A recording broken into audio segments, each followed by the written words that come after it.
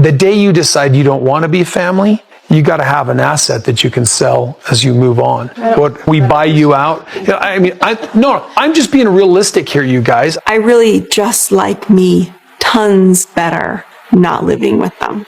I love the cul-de-sac. I felt like in the cul-de-sac, I was master over my own world. I was a mom. I was confident in being a mom. I want to do whatever I want in my home. Hey, besties. I got Christine Brown's book. Christine Brown Woolley, her book, Sister Wives, a memoir of faith, family, and finding freedom. And my husband drove to Barnes & Noble because that's where it's on the shelves. Apparently, they had just put it out on the shelves when my husband had got there. And the book is about 295 pages. It's an incredibly fast read. And for Sister Wives fans who have and watched the show, some of this won't come as a surprise for you, but a lot of what she does in this book is goes through the show and talks more about what was going on behind the cameras when something was filmed. And you start to learn more about how the filming process works, how things were set up. And really, she digs into a lot of the betrayals that a lot of us witnessed on the show, but no one was saying. And she acknowledges aspects that so many of us had speculated on for years, and she confirms them. Or she even adds more information that we didn't know.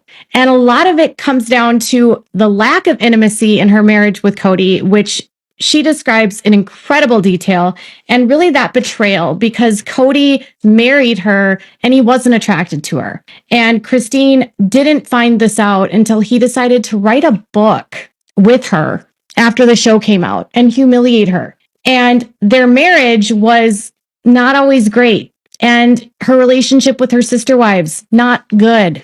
In fact, by the time the show started, she and Mary weren't even friends. And her relationship with Janelle, well, Janelle has discussed about how they had this very symbiotic relationship. And while Christine doesn't disagree, she calls Janelle controlling and says that she found it often that Janelle exploited her and would start a project and expect Christine to help her, which she felt people in the family took advantage of her. She loves Janelle, but she said she didn't stand up for herself enough in the early years. And she sort of was steamrolled and bulldozed by everyone around her. And if you're looking for her to completely denounce polygamy and to really denounce polygamy as a whole and like say it needs to be illegal, that's not going to happen. It's pretty evident in this book, you guys, that she has quite a bit to go in terms of her deconstruction.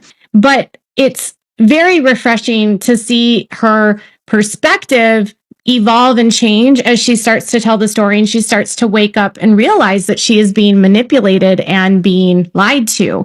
And she discusses aspects of her church that they intentionally kept off the show, including when she herself found out about the allegations of child essay that was occurring in her own church, and that being a very big wake-up call for her to walk away from polygamy. And due to what she learned about the leaders of her church that were supposed to be men of God, prophets of God, close to God, speaking for God, and they were harming children, this was why in her book, and this is why she says when she got a divorce from Kody and when she left him, she didn't feel a need to go to leaders that were harming children and that were harming women and that were being abusive. They had no authority over her, and she wasn't going to seek their permission to leave Kody because of they couldn't even keep their own house clean. She just found them to be hypocrites.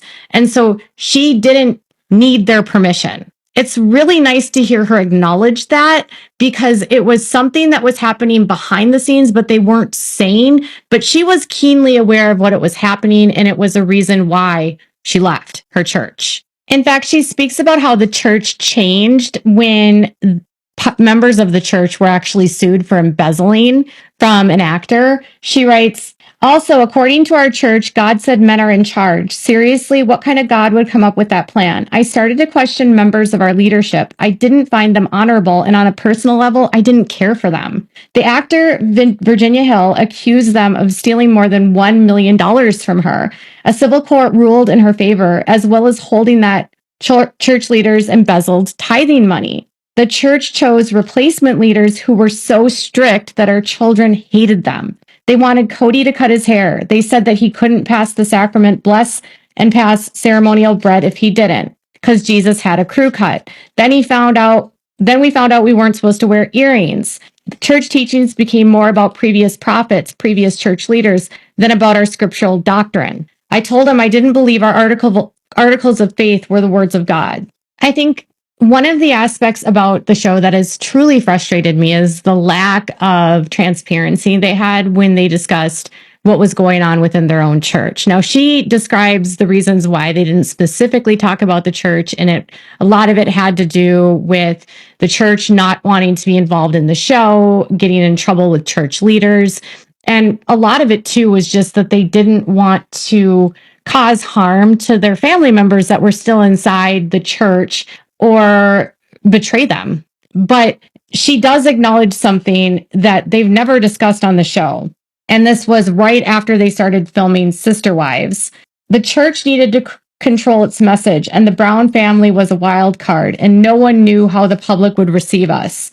The church was dealing with a public relations disaster, one that I had no desire to be associated with. At about the same time we started filming, news broke of accusations that members of my church had molested children.